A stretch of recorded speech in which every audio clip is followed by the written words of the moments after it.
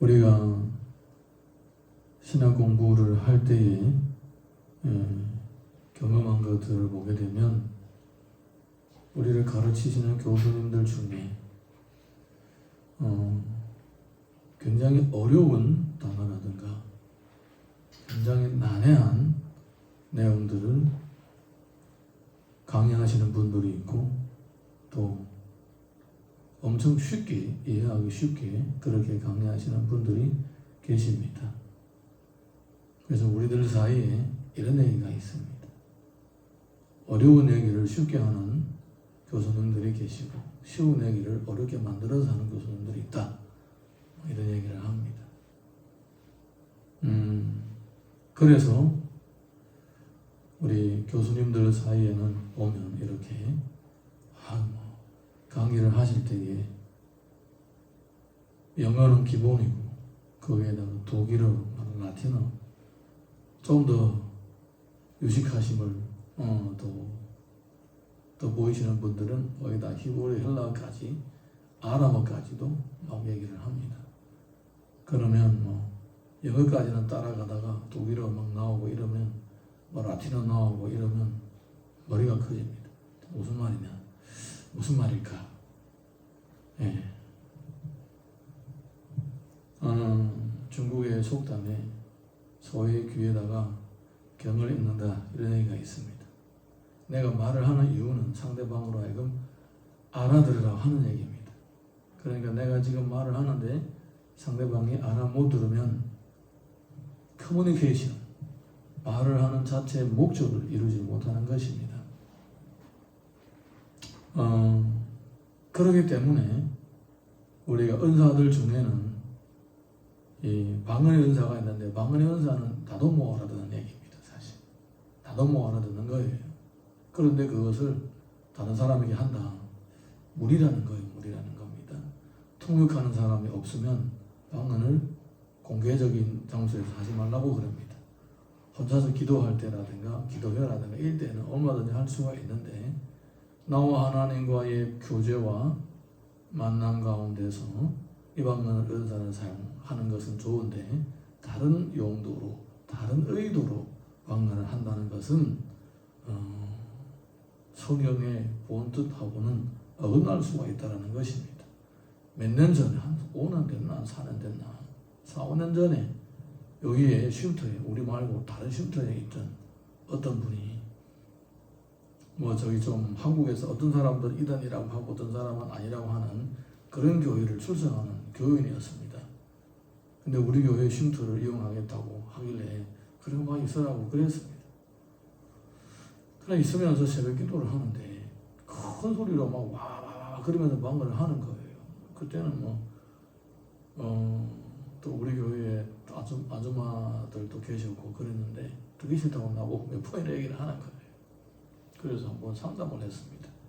집사님 기도를 하실 때에 소리를 엄청 크게 하시고 또 방언을 하시는데 왜 그렇게 하셨습니까? 물어보니까 방언은 좋은 것인데 여기 계신 분들이 좀 듣고 또 방언을 또 하는 거 괜찮다는 걸 알려주기 위해서 한다고 그러는 거예요. 그래서 제가 방언의 목적을 설명을 했습니다. 방언은 내가 하나님과 하는 것이고 또 이렇게 방언은 공식적으로 다른 사람에게 우리 교회 초신자들도 있고 그런데 이거 하게 되면 오히려 그게 도움이 안 된다고 하지 말라고. 그러니까 이제 혼자서 기도할 때는 하는데 이런 가운데서는 또 하더라도 조용하게 하고 이렇게 막 크게 하고 다른 사람이 기도조차도 못할 정도로 그렇게 크게 하는 것은 턱이 되지 않다고 이렇게 얘기했더니 알았다고 그러더라고요. 그리고 우리 교인들 붙잡고 방언이 좋다고 방언을 해야 된다라고 그렇게 하고 돌아다니다가 나중에 우리 교회를 떠나긴 했지만은 그 교회 근처에 갔다고 그러더라고요. 방언의 모든 은사가 그렇듯이 방언도 마찬가지입니다. 적재적소하게 잘 맞는 말입니까? 적재적소하게 잘 쓰면 하나님께 영광이 되고 나에게도 유익이 되고 또 통역까지 있으면 그냥 말할 거 없는 아주 좋은 아름다운 열매를 맺을 수가 있는 것인데 이렇게 앞뒤를 가리지 않고 본연의 목적과 또 그 성경에서 부여한 그 용도에서 쓰여지지 않는다면 그거는 오히려 위험한 것입니다. 위험한 것입니다. 오늘 말씀 보게 되면 방언에 대해서 많이 얘기하고 있습니다. 자, 우리 6절에서 9절까지 좀 읽어봅니다. 시작.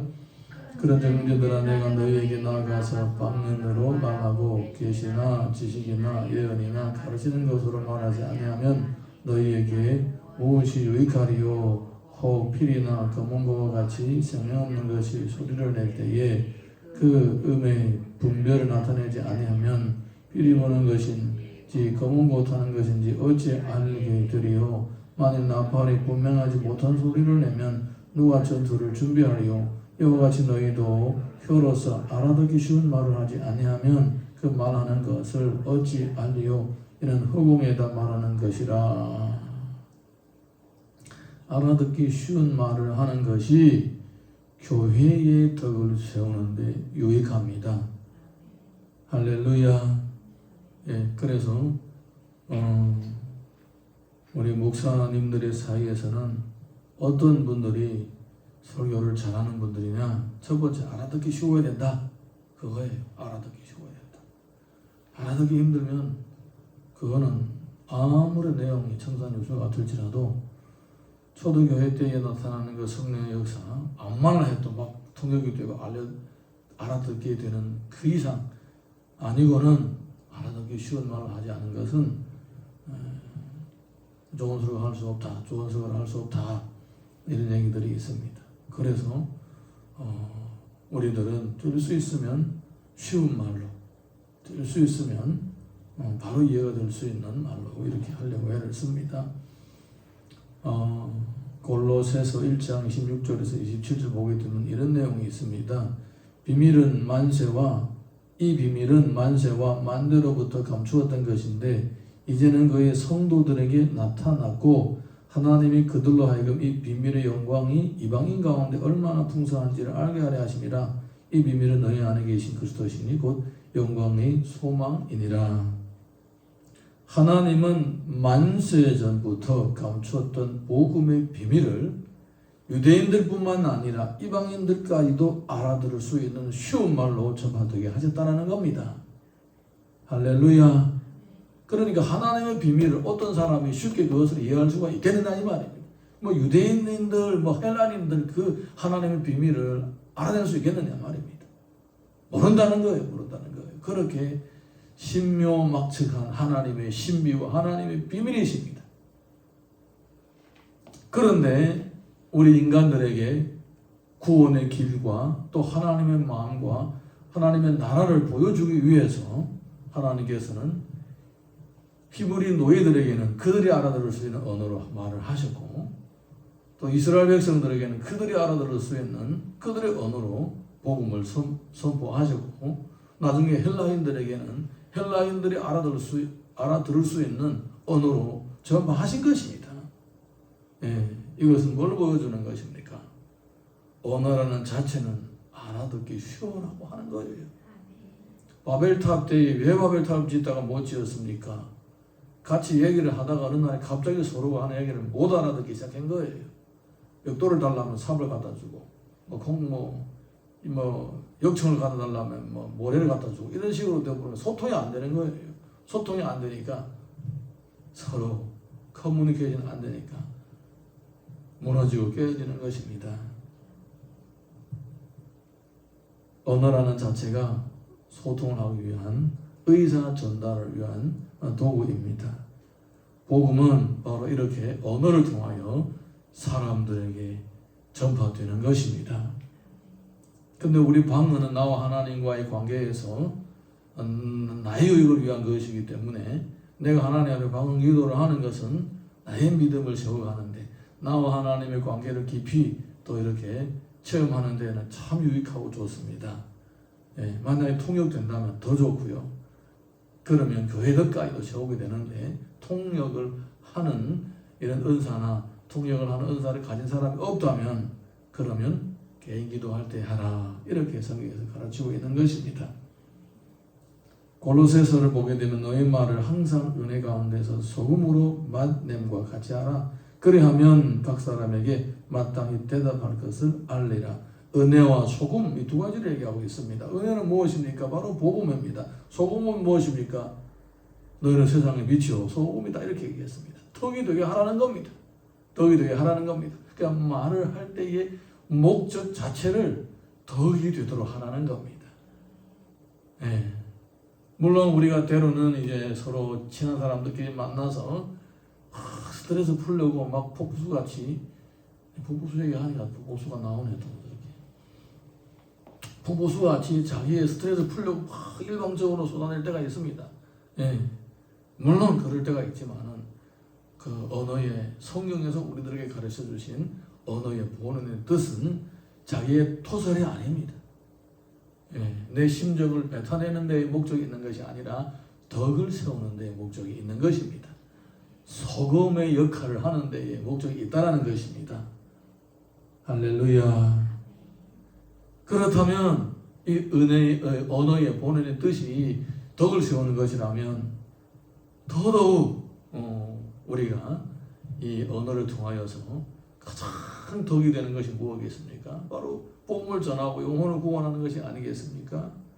예, 그래서 이 예언의 은사는 참 성경에서 가장 선호하는 은사다, 그렇게 성경에서 얘기하고 있습니다. 예, 할렐루야. 자, 우리 이어서 10절에서 12절 읽습니다. 시작. 이와 같이 세상에 소리의 종류가 많으나 뜻없는 소리는 없나니 그러므로 내가 그 소리의 뜻을 알지 못하면 내가 말하는 자에게 외국인이 되고 말하는 자도 내게 외국인이 되리니 그러므로 너희도 영적인 것을 사모하는 자인즉 교회의 덕을 세우기 위하여 그것이 풍성하기를 구하라. 은사는 소중한 것입니다. 소리가 여러 가지가 있듯이 방언의 은사도 있을 것이고 예언의 은사도 있을 것이고 또 기타 구제의 은사, 뭐 여러 가지 은사, 긍휼히 여기는 은사가 있을 것입니다. 그 중에 은사의 자체에 어떤 높낮이가 있는 것이 아니라 은사마다 용도가 다르다는 것입니다. 용도가 다르다는 것입니다. 그러니까 소리가 여러 가지가 있는 것처럼 은사도 여러 가지입니다. 그 은사가 그 은사에 맞는 목적에서 적재적소하게 쓰임받게 되면 정말 귀하다는 것입니다. 다른 은사로 대체할 수가 없는 거예요. 그 은사만이 할 수가 있는 것입니다. 내가 정말 피곤하고 지치고 힘이 없을 때에, 기도할 힘조차도 없을 때에 방언의 은사가 있는 사람들은 방언으로 하나님께 기도하면 그 하나님과 하나 됨의 그 기쁨을 체험하게 되고 영혼이 소생되는 것을 체험하게 되는 겁니다. 그런데 내가 뭐 피곤하고 지치고 힘들 때 예언의 은사 받아가지고 다른 사람이 복음을 전한다고, 물론 그럴 수도 있겠죠. 전한다고 회복될 수 있습니까? 예. 하나님과의 어떤 깊은 교제가 이루어집니까? 그러지 못하는 거예요, 사실. 심지어 바울은 그런 얘기 한 적도 있습니다. 내가 다른 사람에게 복음을 전하고 내가 버림을 받을까 두렵다라는 겁니다. 내 자신을 세워가야 되는 데에서는 방언의 은사는 그렇게 유익한 거예요. 근데 다른 사람을 세워가는 데 있어서는 예언의 은사가 더 유익하다. 예. 적재적소하게 목적에 맞도록 쓰일 때의 그 은사가 그 현장에서는 최고인 것입니다.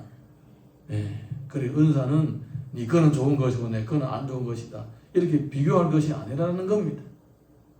꼭 이 놀라운 영적인 이 비밀을 아시고 은사에 대한 바른 이런 지식으로 은사를 구해서 그 은사를 잘 목적에 맞게 활용함으로써 큰 아름다운 열매를 맺을 수 있기를 예수님 이름으로 축복합니다. 로마서 15장 19절 보게 되면 표적과 기사의 능력으로, 성령의 능력으로 이루어졌으며 그리하여 내가 예루살렘으로부터 두루 행하여 일루리고까지 그리스도의 복음을 편만하게 전하였노라. 무슨 얘기입니까? 복음을 전할 때에 표적과 기사가 계속 나타났다라는 것입니다. 하나님의 능력이 계속 나타났다라는 것입니다. 여러 가지 은사가 끊임없이 나타났습니다. 이런 여러 가지 은사가 끊임없이 나타난 것이 자신이 복음을 전하는 데에 굉장히 유익했다라는 것입니다. 그러니까 이 은사 자체가 사역자의 복음을 전하는 데 있어서 마치 항해하는 배가 있는데 슬슬슬슬 바람이 부는 것과 똑같은 거예요. 바람이 불지 않으면 배가 바다를 항해할 때 많은 어려움을 겪습니다. 잘 가지를 않습니다. 그런데 적당한 바람이 불게 되면 배는 빨리 갈 수가 있습니다. 은사가 바로 이런 역할을 하는 것입니다. 은사는 성령의 바람과 마찬가지입니다. 바람이 불면 배가 빨리 가는 것처럼 하나님의 이 강력한 은사는 복음 전파를 유익하게 하는 것입니다. 그래서 은사를 사모하고 구하라고 성경에서 가르치고 있는 것입니다. 이렇게 은사는 복음의 전파에 큰 유익이 되는데 우리 어찌 은사를 구하지 않을 수가 있겠습니까? 은사를 구해서 또 자신을 잘 무장하게 되면 복음의 사역에 큰 열매를 맺을 수가 있습니다. 자, 우리 이어서 13절에서 19절 읽습니다. 시작.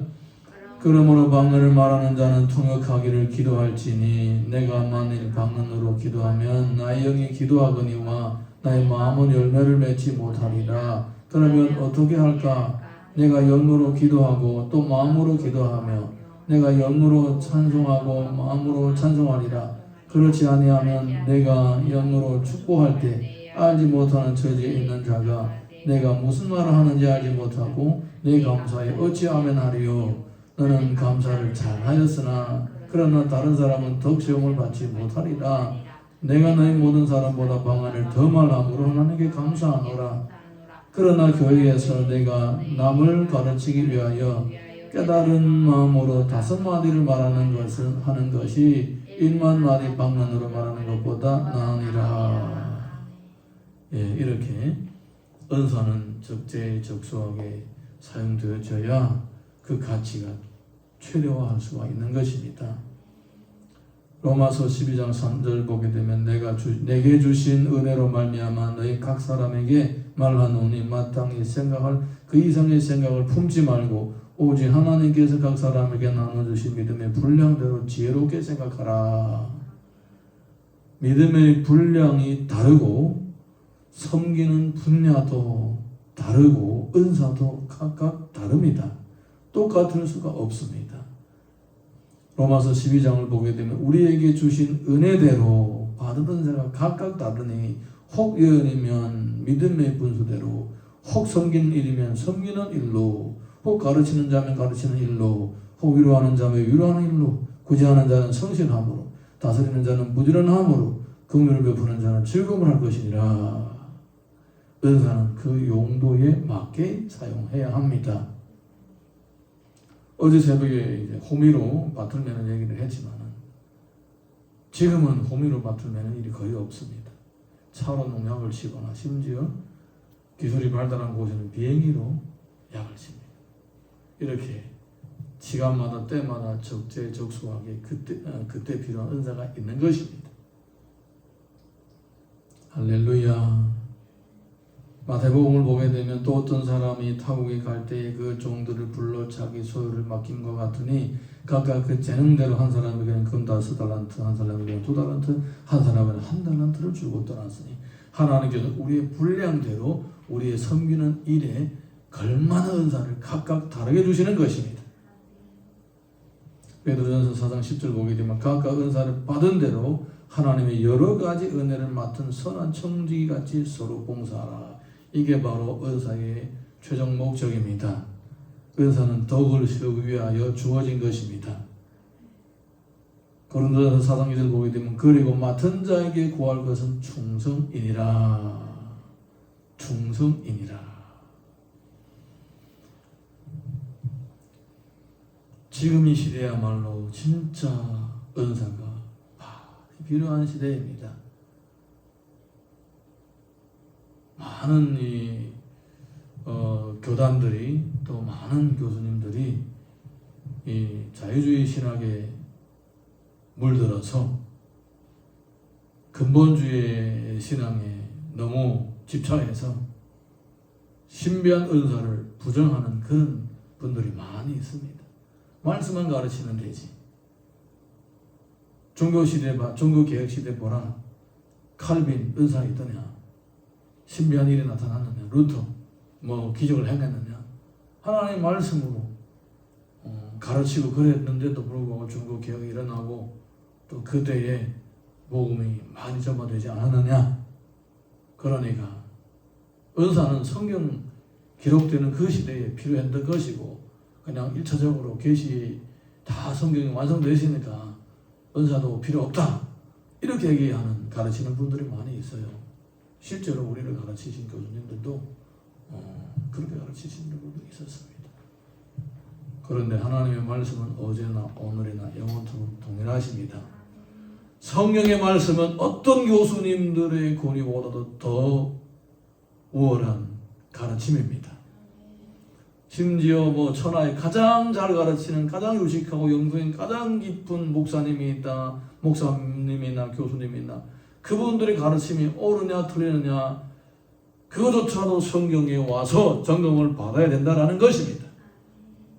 할렐루야. 하나님의 말씀이 절대 기준입니다. 우리의 신앙은 하나님의 말씀이 절대 기준이라는 이 토 위에 세워진 것입니다. 예수님께서는 1.1핵이라도 다 그대로 이루어진다고 했습니다. 점 하나라도 빠지지 않고 다 이루어진다고 했습니다. 그게 하나님의 말씀의 절대권입니다. 요한계시록 보게 되면 여기에서 빼고 얘기를 한 사람들은 생명체에서 빼주겠다 했습니다. 여기서 더하는 사람은 성경에서 말하는 저주를 더하겠다. 이렇게 요한계시록에서 주께서 그렇게 말씀하셨습니다. 여러분, 은사는 정말 지금 이 시대만큼 변한 시대가 아마 없을 거예요. 사람들 마음이 얼마나 강팍해지고 단단해졌습니까? 말로 안 됩니다.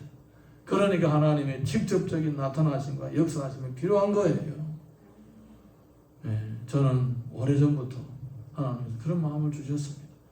그 은사를 구하라고. 아직까지도 나타나지 않지만 그럼에도 불구하고 언젠가 하나님께서 초대교회에서 120명이 열흘 동안 간절하게 기도했을 때에 성령의 강력하심이 나타나서 복음이 온 땅에 전파된 것처럼 우리에게도 그런 날이 있을 것이라고 믿고 기도하고 있습니다. 같이 기도하고 또 하나님의 나라가 우리를 통하여 이루어지는 것을 체험할 수 있기를 예수님 이름으로 축복합니다. 자, 우리 찬양 하나 부르고 같이 기도하겠습니다.